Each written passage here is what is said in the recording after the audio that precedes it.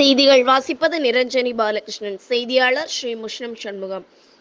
சேத்தியாத்தோப்பில் நடுவழியில் ரிப்பேரான அரசு பேருந்து. கடலூர் மாவட்டம் சேத்தியாத்தோப்பு ராஜீவ் காந்தி சிலை பேருந்து நிறுத்த பகுதியில் வடலூரில் இருந்து பாளையங்கோட்டை நோக்கி சென்ற அரசு பேருந்து 17A திடீரென பழுதாகி நின்றது. இதனால் பேருந்தில் இருந்த 30க்கும் மேற்பட்ட பயணிகள் அவசரமாக இறக்கிவிடப்பட்டனர்.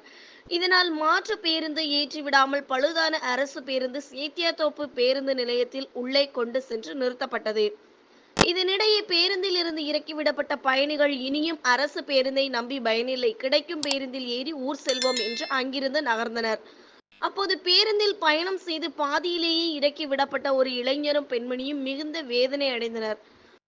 ஆட்சியில் அரசு பேருந்துகளில் பயணம் செய்வதற்கு போதுமான பாதுகாப்பு இல்லாத சூழலும் அடிக்கடி இதுபோன்ற அரசு பேருந்துகள் பழுதாகி வருவது தொடர் கதையாகவும் இருந்து வருகிறது என பொதுமக்கள் அதிர்ச்சி அடைந்துள்ளனர்.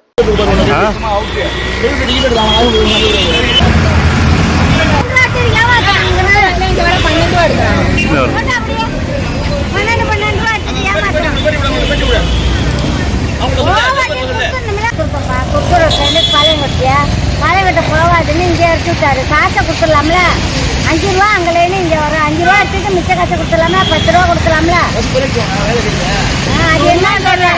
அது என்னன்னு தெரியல, இப்போ போகலையா, காலையிலேன்னு பார்த்தா இப்போ போகல. டிவியில் சொல்லி போடுற மாதிரி நல்லா சொல்லுங்க, நல்லா சொல்கிறேன். தான் ஏமாத்துறது. இந்த சாலியில் யார் ஓசி பசை போட்டாங்க எங்களுக்கு தான் ரொம்ப பெரிய வேதனையா இருக்கு. 10 ரூபா போட்டு டிக்கெட்டா போட்டு விட சொல்லு, பொம்பளைக்கு ஆம்பளைக்கு ஓசியா போட சொல்லு.